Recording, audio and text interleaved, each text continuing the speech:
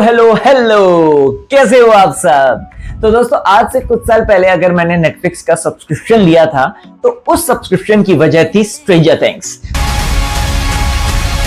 Things जिसके first episode ने ही, season 1 के फर्स्ट एपिसोड ने ही दिमाग को एकदम झन्नाटेदार सन्नाटा दे दिया था।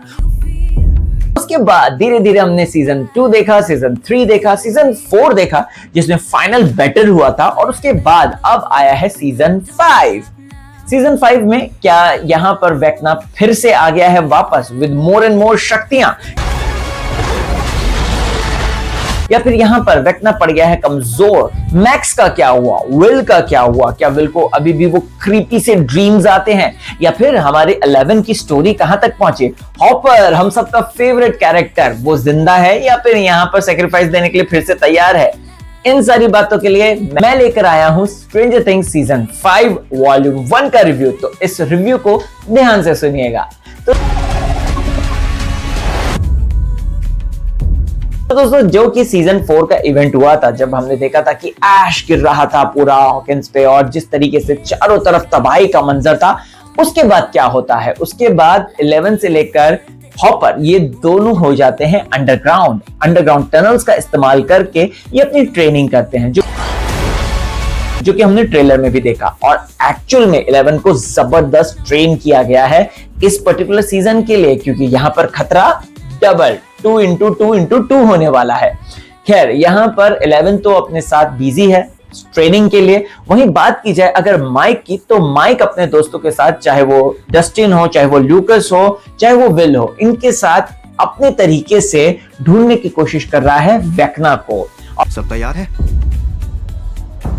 इस बार वेक्ना बच नहीं पाएगा।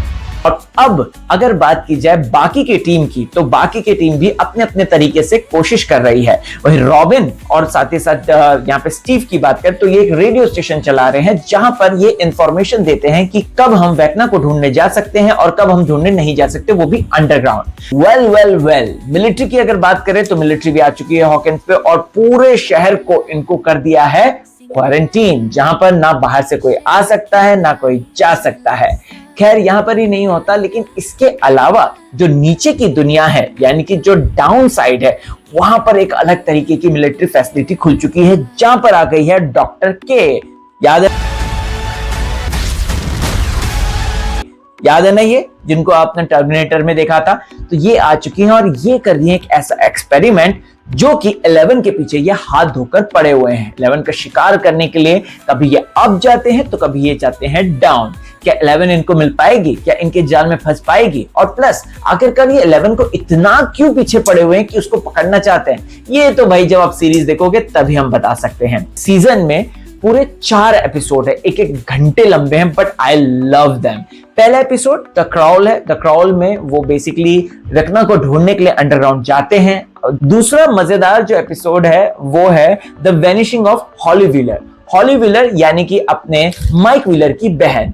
माइक व्हीलर किस तरीके से हॉली को बचाएगा या बचा पाएगा या नहीं पाएगा, ये तो भाई एपिसोड में आप देख पाएंगे। लेकिन हाँ, जो उसकी किडनैपिंग दिखाई गई है, उफ क्या सीन बनाया है। लिटरली डफर ब्रदर्स ने क्या मेहनत करी है। हालांकि सीजन 4 और सीजन 5 में काफी ज्यादा लंबा गैप था, बट लेकिन देखकर हमें मजा आ गया जिस तरीके से इन्होंने इस पूरे सीजन की राइटिंग लिखी है, क्योंकि एंड के लास्ट के क्लाइमेक्स के 10 मिनट आपको फुल ऑन फुल पैसा वसूल करा देंगे।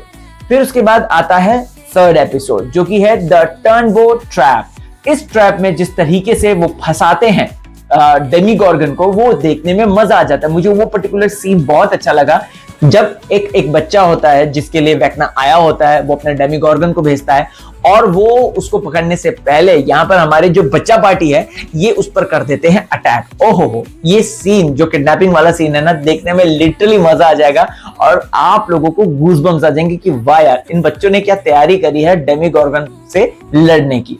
फिर उसके बाद आता है 4था एपिसोड, जो कि मेन एपिसोड कहा जाएगा इस पूरे सीरीज का, द सॉर्सरर। जी हाँ, सॉर्सरर कौन है? सॉर्सरर ये और कोई नहीं, अपना प्यारा विल बन जाएगा।